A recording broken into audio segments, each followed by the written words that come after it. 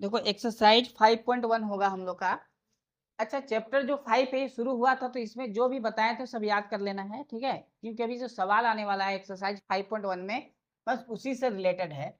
यानी 5.1 का जो क्वेश्चन नंबर 1 है, इसमें लिखा गया है निम्नलिखित कथनों में से कौन से कथन सत्य हैं और कौन से कथन असत्य हैं। यानी जो भी कथन दिया गया है उनको पढ़ के बताना है कौन से कथन सत्य है और कौन से कथन असत्य है। इसके बाद बोला गया है कि अपने उत्तर के लिए कारण दीजिए, फिर उत्तर के लिए क्या देना है, कारण भी देना है, ठीक है। तो पहला नंबर क्वेश्चन का 1 नंबर में लिखा गया है, जो कारण क्या लिखा है, एक बिंदु से होकर केवल एक ही रेखा खींची जा सकती है, सत्य या असत्य। एक बिंदु से होकर केवल एक ही रेखा खींची जा सकती है, असत्य। क्या होगा, असत्य। ठीक है, तो हम लोग का आंसर में क्या लिखना है, असत्य है। हम लोग को आंसर में क्या लिखना है, असत्य है। आखिर ये असत्य क्यों है, इसका कारण बोला गया है, तो कारण हम यहाँ पर लिख रहे हैं, ध्यान देखो। लिखना है एक बिंदु से एक बिंदु से दिशाओं में अनेक रेखाएं खींची जा सकती है। हम इसको एग्जांपल से थोड़ा समझा देते हैं। जैसे मान लिया जाए ये कितना पॉइंट है, एक ही पॉइंट है ना, तो एक पॉइंट से अलग अलग दिशाओं में हम लोग को क्या करना है, रेखा खींचना है। तो इस पॉइंट से इधर भी रेखा हो सकता है, इस पॉइंट से इधर भी हो सकता है, इस पॉइंट से इधर भी हो सकता है, इधर भी हो सकता है। इसी तरह एक पॉइंट से भिन्न भिन्न दिशा में कितनी रेखाएं हो सकती है, अनेक रेखाएं हो सकती है। बात ये समझ में आ गया, कोई दिक्कत नहीं है। लिखना क्या है, असत्य है। ये जो स्टेटमेंट है ये क्या है, असत्य है। और लिखना है एक बिंदु से विभिन्न दिशाओं में अनेक रेखाएं खींची जा सकती, ये कारण था। क्वेश्चन नंबर 2, 1 नंबर का 2 नंबर में लिखा गया है कि दो भिन्न बिंदुओं से होकर जाने वाली असंख्य रेखाएं हैं, ये भी असत्य है। ये भी क्या है, असत्य है, असत्य है। ठीक है, असत्य है। तो क्यों असत्य है, बोला गया है दो भिन्न बिंदुओं से होकर जाने वाली असंख्य रेखाएं हैं, तो हम लोग को लिखना है दो, कारण यहां लिख रहे हैं, ठीक है। दो, देखो विभिन्न, जैसा कि यहाँ पर भिन्न दिया हुआ, भिन्न और विभिन्न एक ही चीज होता है, ठीक है। तो दो भिन्न बिंदुओं से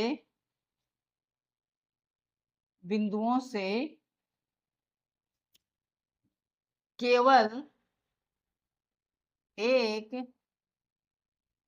रेखा, केवल एक रेखा खींची जा सकती है। तो दो बिंदुओं से होकर कितनी रेखा खींची जा सकती है, केवल केवल एक। ठीक है, एग्जांपल से समझते हैं। जैसे ये एक पॉइंट है, ये एक पॉइंट है, इनसे केवल केवल एक ही रेखा तो होगा। इनसे केवल कितना रेखा हम लोग खींच सकते हैं, एक ही रेखा खींच सकते हैं। यानी दो भिन्न भिन्न बिंदुओं से केवल एक रेखा खींचा जा सकता है, एक से ज्यादा रेखा नहीं खींचा जा सकता है। लेकिन अगर एक पॉइंट से बात करें तो भिन्न भिन्न दिशाओं में अनेक रेखाएं खींची जा सकती है और दो बिंदुओं से केवल एक रेखा खींचा जा सकता है। ये हो गया क्वेश्चन नंबर 2। क्वेश्चन नंबर 3 में लिखा हुआ है, क्वेश्चन नंबर 3 में लिखा हुआ है एक शांत रेखा दोनों ओर अनिश्चित रूप से बढ़ाई जा सकती है क्या।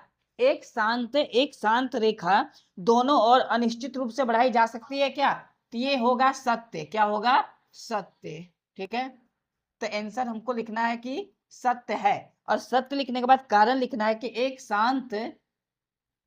शांत रेखा दोनों दिशाओं में, चाहे दोनों ओर अनिश्चित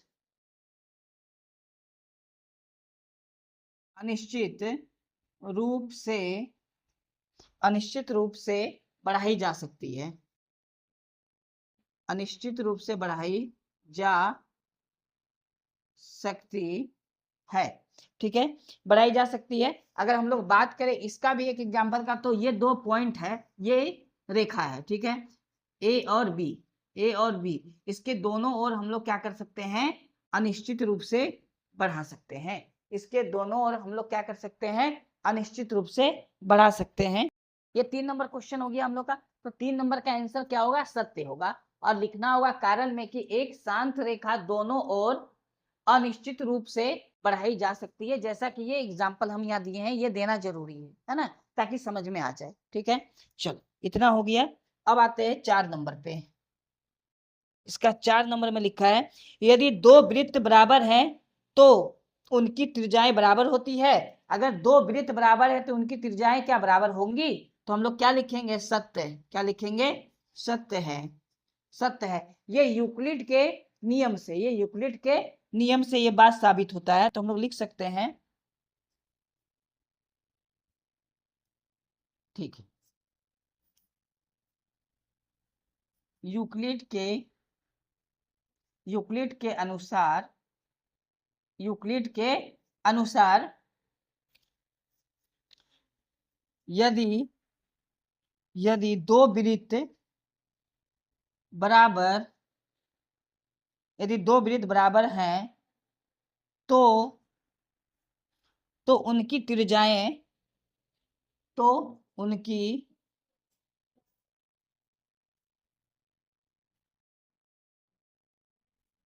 त्रिज्याएं बराबर होती हैं। तो उनकी त्रिज्याएं भी क्या होती है? बराबर होती है। ये बात यूक्लिड के अनुसार साबित होता है। तो आंसर में हम लोग को लिखना है सत्य है।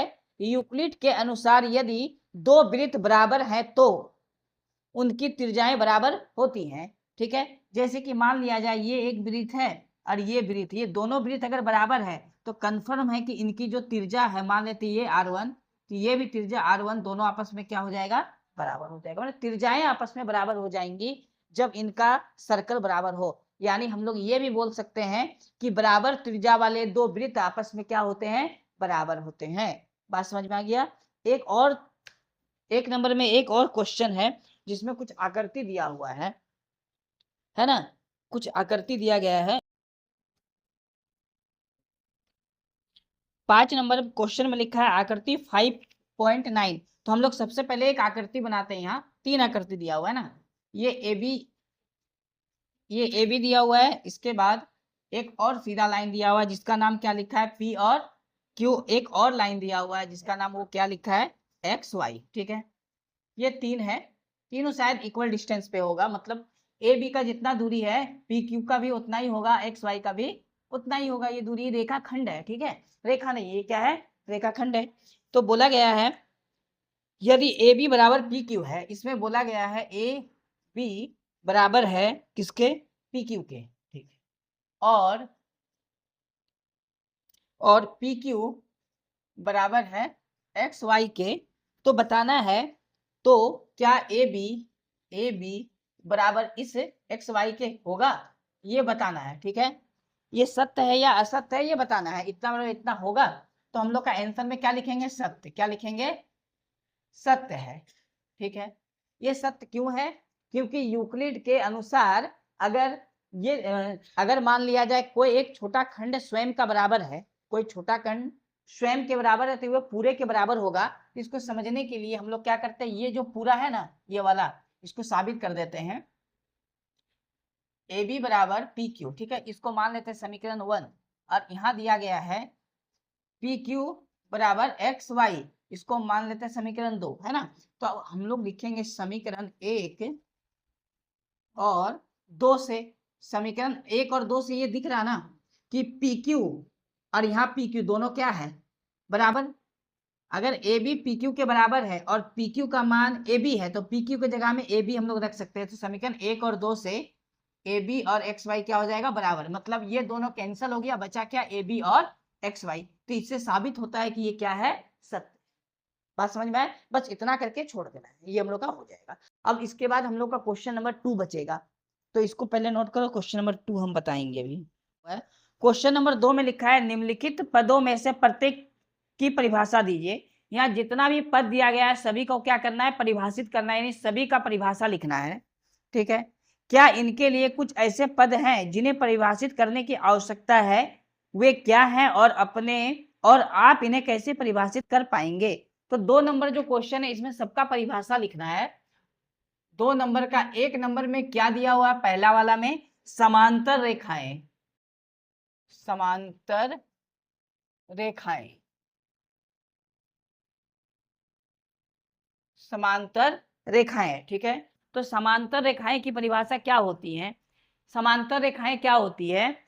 ऐसी दो रेखाएं जो आपस में कभी भी एक दूसरे को नहीं काटती, इंटरसेक्ट नहीं करती हैं आपस में कभी भी, वो सीधा बढ़ाए जाने पर कभी भी एक दूसरे को इंटरसेक्ट नहीं करेंगे, यानी उनके बीच का दूरी हमेशा क्या होगा? समान होगा। बीच की दूरी क्या होगा? हमेशा समान होगा। तो ये परिभाषा हम लोगों को लिखना है, तो हम लोग लिखेंगे परिभाषा में, ऐसी रेखाएं,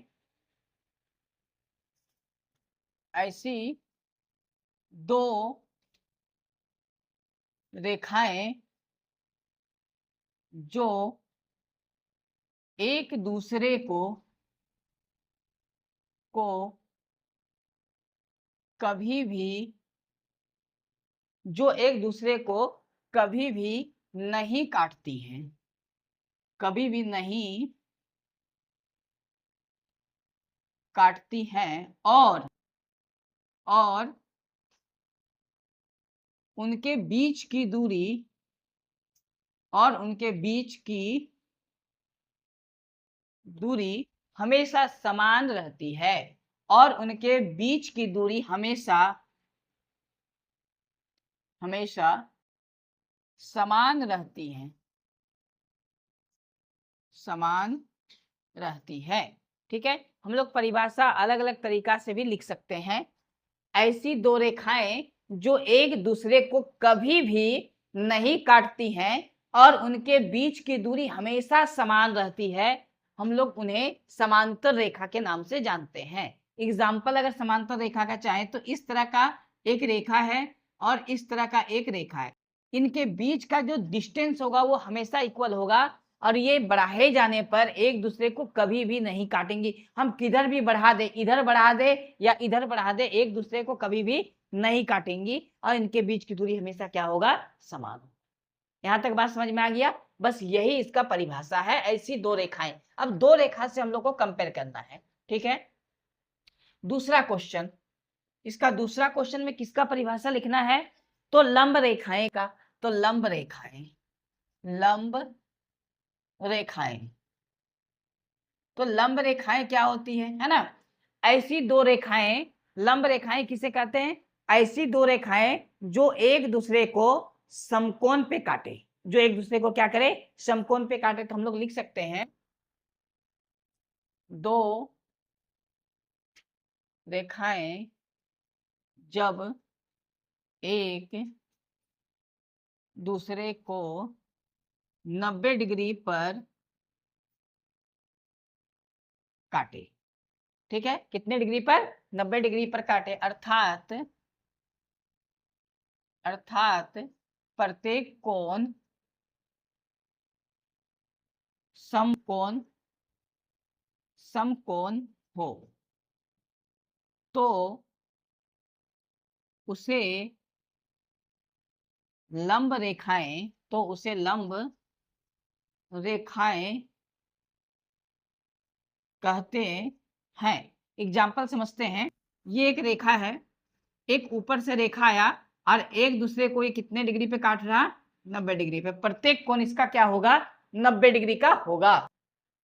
दो रेखाएं जब एक दूसरे को 90 डिग्री पर काटे और प्रत्येक कोण समकोण हो तो उसे लंब रेखाएं कहते हैं। प्रत्येक कोण क्या हो? समकोण हो तो उसे क्या कहते हैं? लंब रेखाएं कहते हैं। बोलो, बात समझ में आ गया? ठीक है, तो ये परिभाषा हम लोग का दो हो गया। तीसरा लिखा हुआ रेखाखंड, क्या लिखा है? रेखाखंड। बस परिभाषा लिखना है। देखो परिभाषा जो है ना, ये अपने तरीका से भी हम लोग बना के लिख सकते हैं परिभाषा को, जरूरी नहीं कि ऐसे ही रटना है ना। तो दूसरा क्या था? रेखाखंड। तीसरा है ना रेखाखंड। चलो, तो हम लोग रेखाखंड का परिभाषा देंगे, रेखाखंड का, ठीक है। तो रेखाखंड क्या होता है? ऐसी रेखाएं जिसके दो अंत बिंदु हो, ऐसी रेखाएं जिसके दो क्या हो? अंत बिंदु हो। तो हम लोग लिखेंगे, ऐसी रेखाएं जिसके सिरों पर, जिसके सिरे अंत बिंदु, जिसके सिरे अंत बिंदु हो, हाँ, जिसके सिरे क्या हो? अंत बिंदु हो उसे रेखाखंड कहते हैं, उसे रेखाखंड कहते हैं।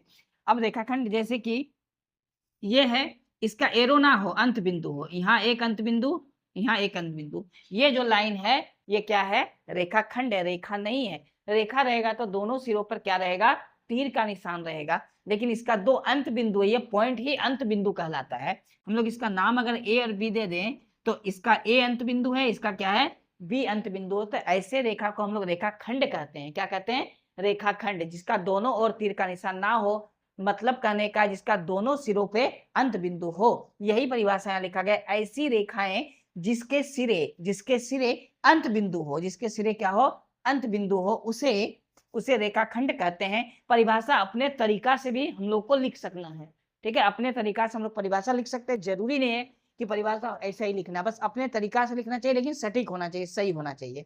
बात समझ में आया? और एग्जाम्पल वगैरह ये सब चित्र बना के हम लोग लिख सकते हैं, इसमें कोई दिक्कत नहीं है। ठीक है, ये हो गया।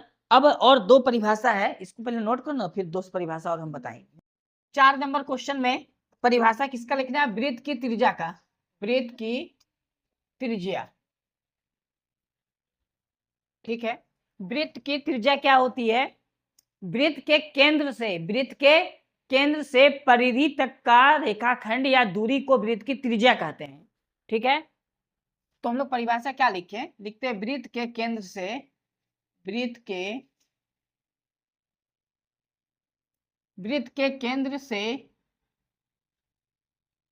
परिधि, वृत्त की परिधि, वृत्त के केंद्र से वृत्त की परिधि, वृत्त के केंद्र से वृत्त की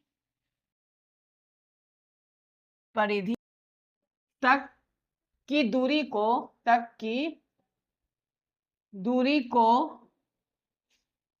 वृत्त की त्रिज्या कहते हैं, वृत्त की त्रिज्या कहते हैं, है ना।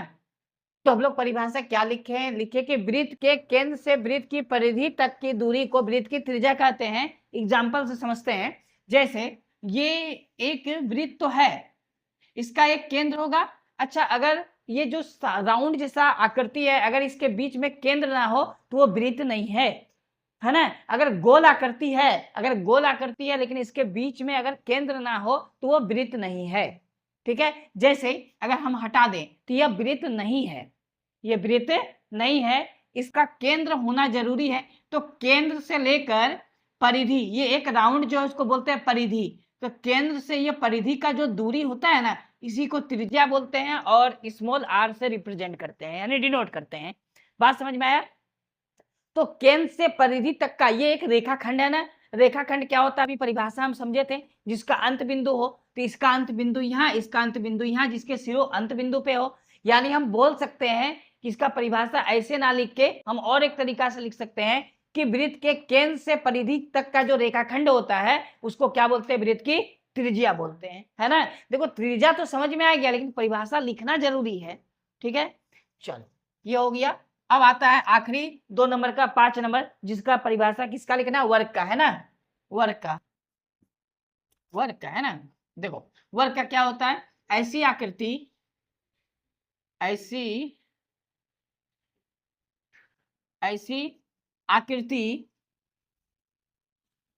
जिसके प्रत्येक भुजा समान या बराबर, है ना, बराबरी लिखते थे, प्रत्येक भुजा बराबर हो और प्रत्येक कोण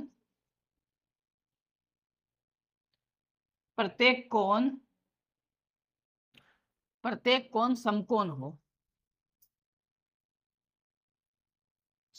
हो। अच्छा, समकोण का मतलब 90 डिग्री, समकोण का मतलब क्या होता है, 90 डिग्री। तो वर्ग क्या होता है, ऐसी आकृति जिसके प्रत्येक भुजा बराबर हो और प्रत्येक कोण समकोण हो। ठीक है, उसे वर्ग कहते हैं। जैसे ये भुजा जितना बड़ा होगा ये भी उतना ही बड़ा होना चाहिए, और ये भी उतना ही बड़ा, और ये भी उतना ही बड़ा। इसका मतलब प्रत्येक भुजा क्या हो गया, बराबर हो गया। ये जितना बड़ा है ये भी उतना ही, ये भी उतना ही, ये भी उतना ही। अगर इस आकृति का नाम देना चाहें तो हम लोग नाम दे सकते हैं ABCD। तो इसका प्रत्येक भुजा आपस में क्या हो गया, बराबर हो गया, है ना। और प्रत्येक कोण समकोण होना चाहिए। समकोण का तात्पर्य क्या है, 90 डिग्री। और प्रत्येक कोण कितने डिग्री का होना चाहिए, 90 डिग्री का। और समकोण यानी 90 डिग्री का जो है ना, ये इस तरह का अगर हम लोग बना दें निशान तो 90 डिग्री को रिप्रेजेंट करेगा। बात समझ में आया। तो वर्ग क्या होता है, वर्ग वर्ग उसे कहते हैं जिसका प्रत्येक भुजा बराबर हो और प्रत्येक कोण क्या हो, 90 डिग्री का हो, अर्थात समकोण हो। यहां तक बात समझ में आ गया, ठीक है। चलो इसको नोट करो, उसके बाद देखते हैं क्या है, नहीं तो यहीं तक रहने देंगे आज।